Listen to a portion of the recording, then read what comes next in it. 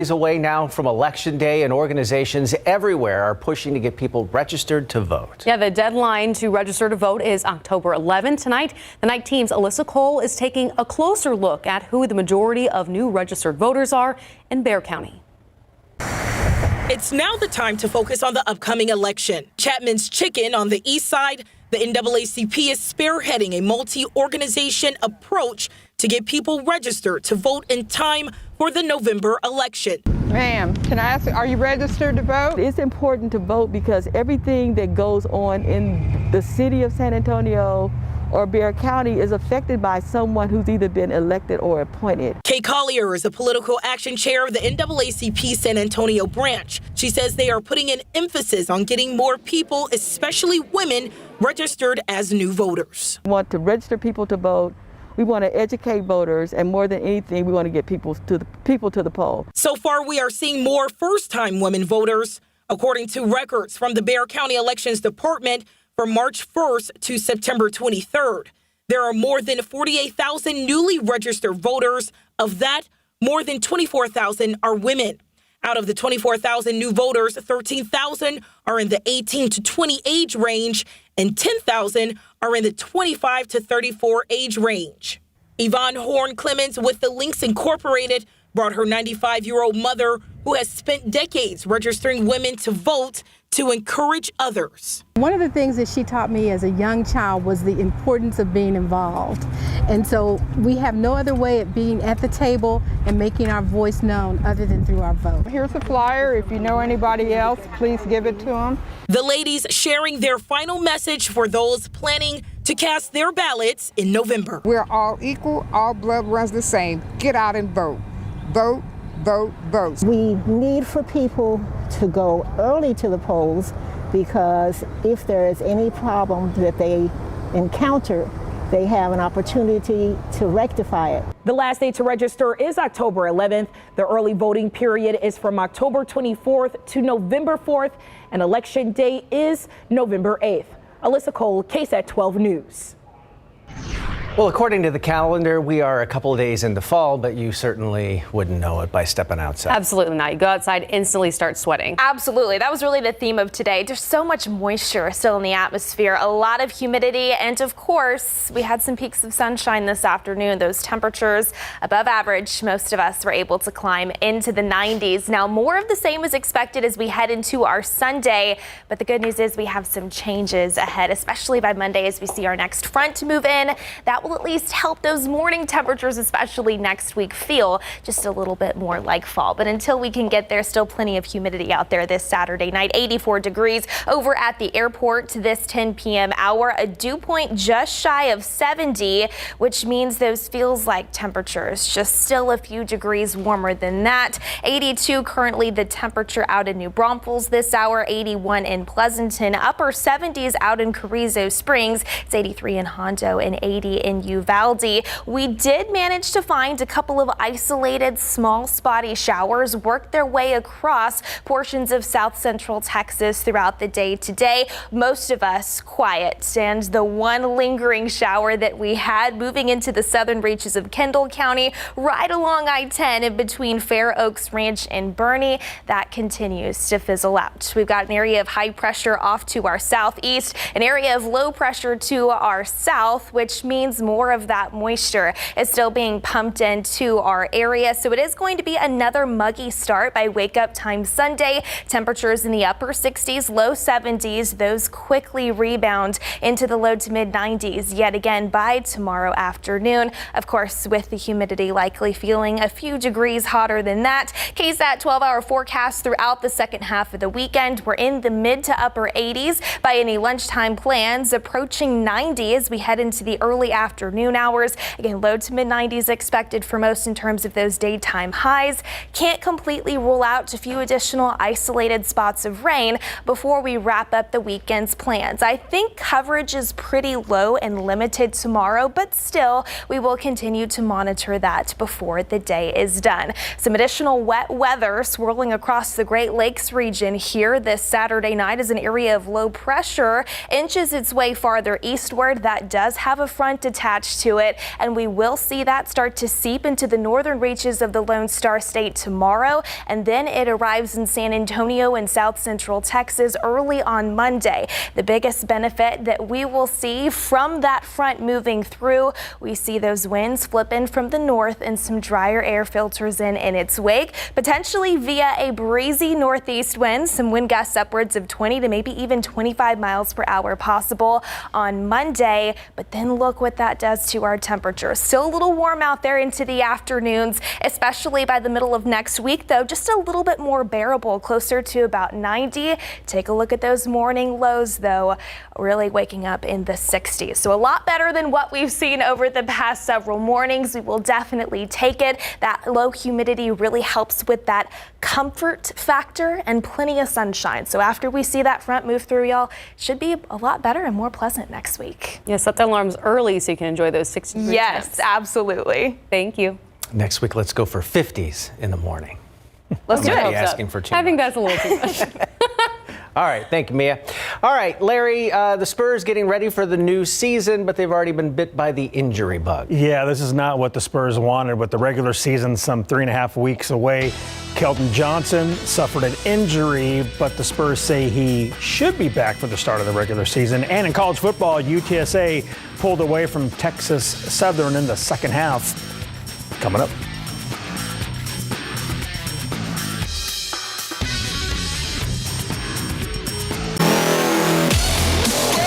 San Antonio Spurs fourth-year forward Keldon Johnson suffered a right shoulder posterior dislocation during Spurs Open Gym, the team told us today. They say he's actively rehabbing and will miss the Spurs preseason schedule, but he's expected to be available for the start of the regular season, which tips Wednesday, October 19th at the AT&T Center with the Charlotte Hornets. Now the Spurs will hold Media Day on Monday. WWE Hall of Famer Bill Goldberg and his son Gage are on hand at the Alamo Dome to watch UTSA face Texas Southern today. The Roadrunners needed his spear and jackhammer moves to finish off the feisty Tigers. First quarter, Frank Harris fakes the handoff, runs downfield, and hurdles a defender and scores a 19-yard touchdown, and it's 7-0 UTSA.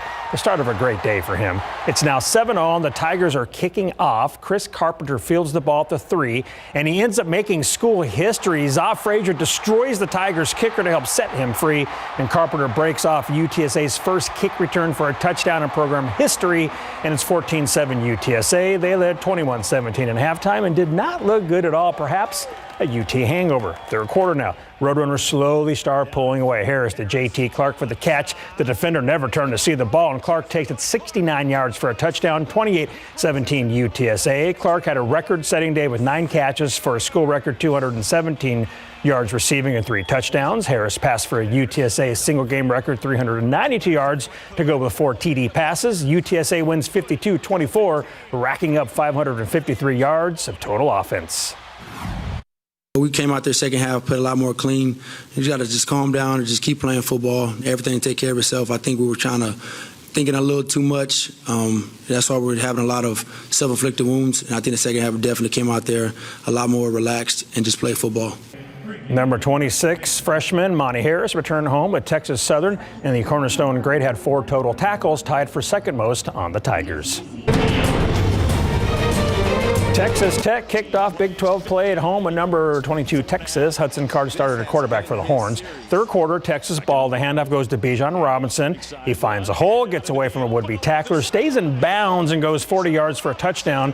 And the Horns extend their lead 31-17. But Tech comes back. Donovan Smith from the shotgun formation throws it to Baylor Cup. Touchdown, and we're tied at 31. So both sides would add 3 more points, and we're going to overtime, tied at 34. First play in OT. Handoff goes to Bijan. He fumbles the ball, and it's recovered by Red Raiders' Reggie Pearson Jr. So 5 plays later, Tech calls the Wolf, Trey Wolf, and he hits a walk-off 20-yarder for the win. Tech beats Texas and Lubbock for the first time since 2008, 37-34 in overtime. Here's head coach Joey McGuire inside the Red Raiders' winning locker room. I told you they were going to break, and they did. Yes, sir. I told you they were going to break, and did. The reporter asked me at the end, says, what's it mean to win this game and beat Texas? I said, it doesn't mean anything to beat Texas. We're 1-0 in the Big 12. That's what it means. The country's going to find out. Everything runs through Lubbock. He's pumped up. Number 21, Baylor at Iowa State in the Big 12 opener for both. First quarter, Blake Shapen goes play action, then rolls out and finds Ben Sims from Clark High School, who crashes his way in for a touchdown, and the Bears lead 7-0. Fourth quarter, Bears break out a trick play. The ball goes back to Shapen, who connects with a wide-open Gavin Holmes, 38-yard touchdown, and the Bears go on top 31-14, and Baylor takes it 31-24. TCU beat SMU 42-34. Kansas defeated Duke 35-27, and Kansas State beat number 6 Oklahoma 41-34 in Norman. So the Aggies and Hogs battled in Jerry World tonight, and Saturday night BGC coming up later in sports. Might have been some guns up, horns down going on over here. There's a lot of action going on next to you. That's why Courtney's not here tonight. She's ready to run through a wall after hearing Coach. Yeah. Thanks, Larry.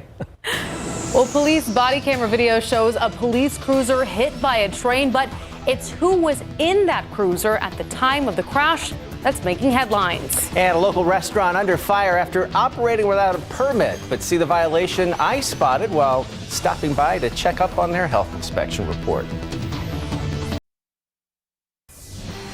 Well, a Northside restaurant failed its health inspection with the lowest score we've seen all year. Yeah, it turns out they were also operating without a permit. I went back to check up on the business this week in behind the kitchen door.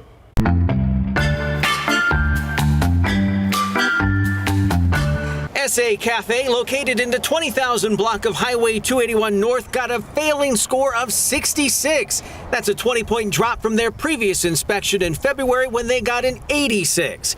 During their inspection in August, they racked up 21 violations. 8 of them were repeat violations. Raw eggs were temping at 71 degrees, well above the required 45 degrees. Raw meat was stored over ready-to-eat noodles. More raw meat was found stored in grocery bags. There was debris inside the ice machine, and cleaned utensils were dirty. Employees were not wearing hairnets, and they weren't properly drying their hands after washing, likely because there was nothing to dry their hands with.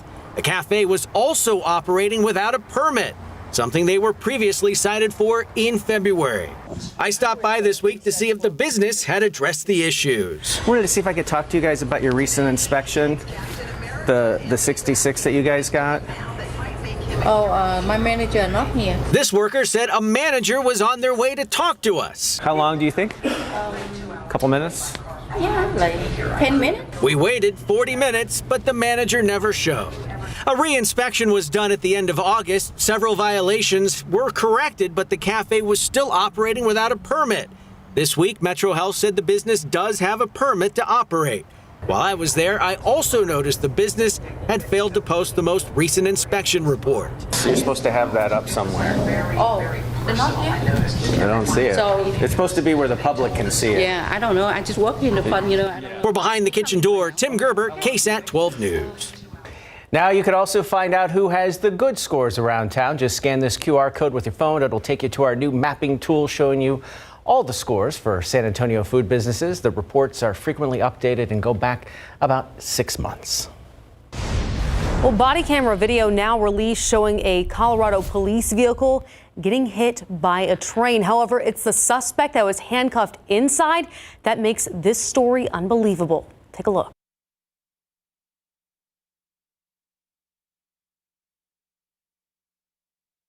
The suspect inside is still alive but seriously hurt. So how did this happen? Colorado police say the suspect was accused in a road rage incident. They were pulled over for a traffic violation, handcuffed, and then left inside of that police vehicle that was stopped on the train tracks. Now, minutes later, a freight train barreled into the cruiser, pushing it into a field. A legal analyst says the police department and every officer on the scene that night is most likely going to have to answer to a civil rights claim. And the reason why I say that goes back to that phrase, in your custody, in your care. There's an issue here of not just common sense, that you don't park your vehicle on the train tracks, but also training. So far, no charges have actually been filed in this case, but the officer who left the car on the tracks has been placed on leave. Today, happier scenes after a prisoner swap between Ukraine and Russia, freeing U.S. veterans Alex Druki and Andy Wynn, who fought for Ukraine. They're now back in the U.S. after being held captive by Russians for 3 months. Meanwhile, some Russians are desperately trying to get out of their own country. This after Russian President Vladimir Putin's mobilization of 300,000 troops to fight in the conflict in Ukraine. Long lines at Russia's border with Finland, Georgia, and Kazakhstan. Fear of being drafted to fight in Ukraine causing the panic. A planned Tuesday launch attempt for the Artemis 1 rocket will not happen because of Tropical Storm Ian. NASA made the announcement today, telling its crew to stand down at Kennedy Space Center in Florida. A forecast released by U.S. Space Force had put weather conditions brewing in the Caribbean at only 20% favorable for a launch. A decision on whether to roll back the Space Launch System rocket and Orion spacecraft off the launch pad to the assembly vehicle building has not yet been made. Tuesday would have been the third launch attempt of the rocket. Well, the fears over inflation continue to grow as the stock market tumbled. The effort the Federal Reserve is doing now to help lower costs. A volatile week on Wall Street following the fifth interest rate hike from the Federal Reserve so far this year. Some investors and economists concerned a global recession could be looming. Here's ABC's Deirdre Bolton with the details. Stocks tumbled Friday, the Dow Jones closing down almost 500 points, finishing below 30,000 for the first time since June 17th and at its lowest level since November 2020. S&P 500 shedding more than 4.5% and the Nasdaq down more than 5%. Energy markets also taking a big hit. Oil prices fell following a series of interest rate hikes around the world. Many investors and economists are concerned we may be heading for a global recession, which would lower fuel demand. U.S. crude closing below $80 a barrel, its lowest level since January of this year. The market turmoil comes as the Federal Reserve continues its efforts to curb inflation, raising its benchmark interest rate 0.75% earlier this week. We have got to get inflation behind us. I wish there were a painless way to do that. There isn't. This marks the fifth time this year the central bank has raised rates, making it more expensive to borrow money. The hope is that demand for goods and services will cool and therefore temper inflation. Americans paid 8.3% more for goods in August compared to a year ago. Rising interest rates are bad news for home buyers. The rate on a 30-year mortgage now double what it was in January, now above 6%. The housing market doesn't do well in a rising interest rate environment. And that's because consumers are relying on mortgages in order to become a homeowner. And what we've seen since the start of this year is that millions of Americans have now been priced out of homeownership. Also affecting consumers, the average interest on credit card rates now stands at about 18%. Deirdre Bolton, ABC News, New York. All right, taking another look outside with live cam here this Saturday night. Pretty quiet here in San Antonio proper. Temperatures in the low 80s. It definitely is muggy out there, and really that was the same story earlier today. Taking a time-lapse view outside, we had plenty of clouds out there, but we were able to manage peaks of sunshine, calling it partly sunny to partly cloudy.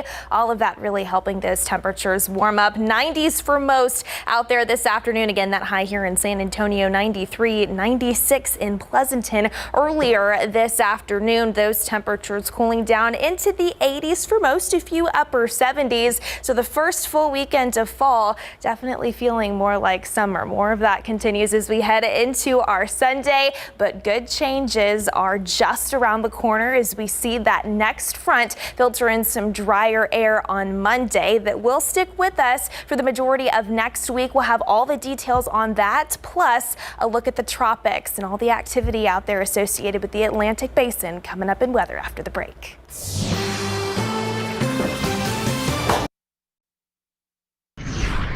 It's fall. But we're talking about the tropics. We have our eyes on Ian out there. That season lasts into November. It does. November 30th is the last official day of the 2022 Atlantic hurricane season. Today actually marks 2 weeks since the climatological peak of this season. Now, earlier this season, it was pretty quiet out there, but over the past couple of weeks, we really have started to see some of that activity, at least associated with the Atlantic basin, really ramp up. And for us, at least here in the United States, all eyes are on what is still Tropical Storm Ian. This is the latest information that we got in from forecasters over at the National Hurricane Center as of the top of the 10 p.m. hour. Winds sustained at about 50 miles per hour, gusting upwards of 65. It is moving to the west at about 13 miles per hour late tonight. Notice here it is expected to continue tracking northwest, turning over the warm waters of the Caribbean Sea throughout the remainder of the weekend and into the beginning of the upcoming work week. As of the current forecast, it is expected to rapidly strengthen into a hurricane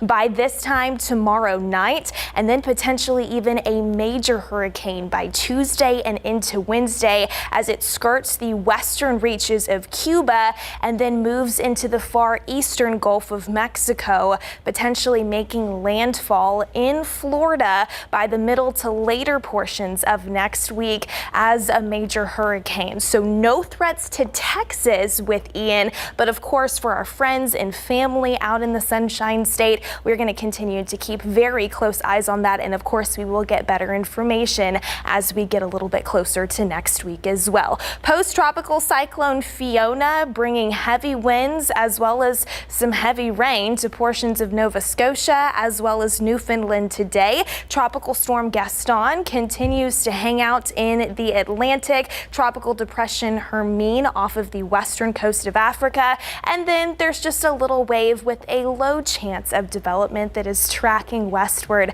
through the central Atlantic. No big issues for us here in Texas again with that, but we will continue to monitor it. Back here at home, temperatures currently in the 70s and a few low 80s out there still late tonight. As we head into the overnight hours, those temperatures falling into the upper 60s and low 70s by wake up time tomorrow. Around 72 here in San Antonio, upper 60s in the Hill Country, 73 out in Cotulla for your Sunday morning. Again, more peaks of sunshine helping those temperatures rebound into the low to mid 90s into the second half of our Sunday with that humidity in place. Those heat index values likely in the mid to maybe even a few upper 90s in spots as well. And we've got another isolated chance to find a few more showers before the day is done. It's not going to be for everybody, just something we will monitor before we wrap up the weekend's plans. And then we focus on the changes that move in as we head into the beginning of the upcoming work week. So there's that area of low pressure approaching the Great Lakes region tonight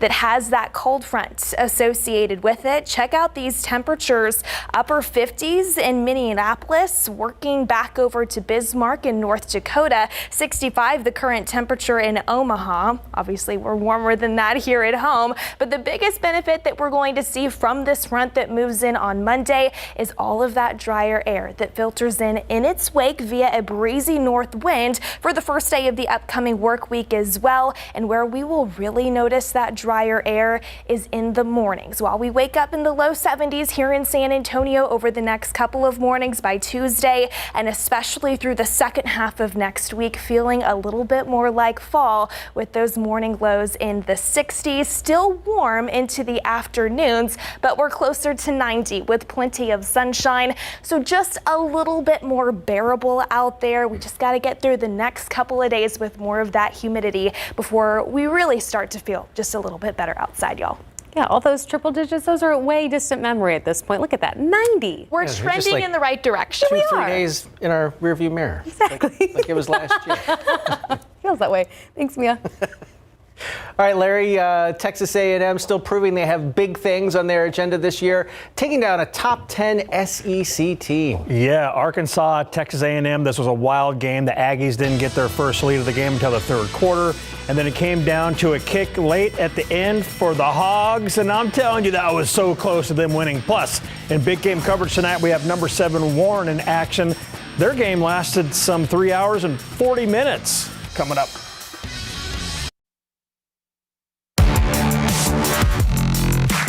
Saturday night's big game coverage kicks off at the Gus. District 29 6A, number 7 Warren playing Harlan. Warriors down 14-13 in the second quarter. Quarterback Antonio Meza takes a hit, stays on his feet, but his pass is intercepted by Julian Carrillo, who he returns it 13 yards to the 12-yard line. And 2 plays after that, the Hawks get on the board. Noah Ferris drops a pretty pass to Peyton Matthews for the touchdown. Harlan leads 21-13. And how about this? Harlan wins a wild game in overtime, 59-52. Over at Ferris Stadium, number 9 Clark taking on Lee.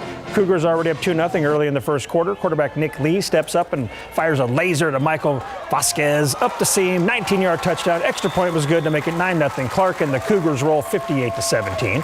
The Jefferson Band is rocking at Alamo Stadium. Mustangs facing Highlands. Opening drive, Al strike first. Quarterback Willie Gaskin goes deep for Kennedy Jackson, and he's got it in stride for the 28-yard touchdown. Extra point was good for a 7-0 lead, and Highlands gets the dub, 42-19. Over at Hero Stadium, MacArthur taking on Seguin. Matadors up 13-0 in the first quarter and pulling away. Corey Daly rolls out and dumps it off for Holt Haas, who races to the end zone just inside the pylon for the 16-yard touchdown. Seguin goes up 20-0. So let's head to the big game coverage scoreboard for that final and more. You can see that Seguin wins at 54-27. And in one more score, Clemens lost to Odessa 35-14. Time for some SEC football. Number 10 Arkansas facing number 23 Texas A&M at AT&T Stadium in Arlington. Second quarter, first and third quarter. Devon A-Chain gives A&M its first lead of the night, 20-14, thanks to this 9-yard scoring run. Arkansas is down 2 with $1:30 left in the game now. They bring on Cam Little for a 42-yard field goal in the lead, but his kick hits the top of the upright. Wow! Bounces back into the end zone. No good. He can't believe it. Aggies hold on to win 23-21.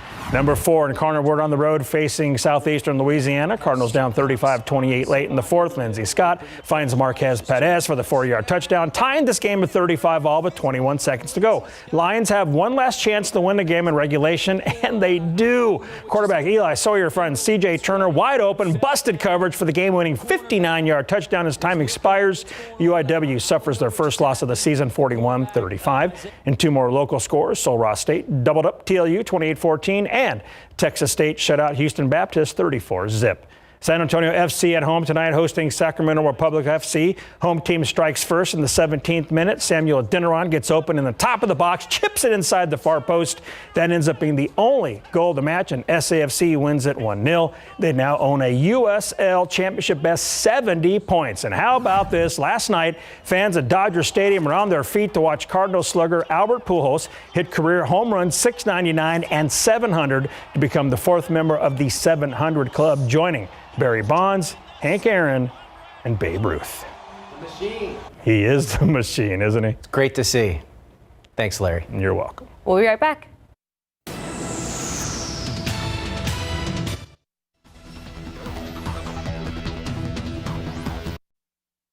Finally tonight, something good. Yeah, we need something good. A 15-year-old girl in California spent the better part of a year working to bring a very personal touch to a very special day. Naomi Mendez of Riverside County decided in January she wanted to crochet her own dress for her quinceaera.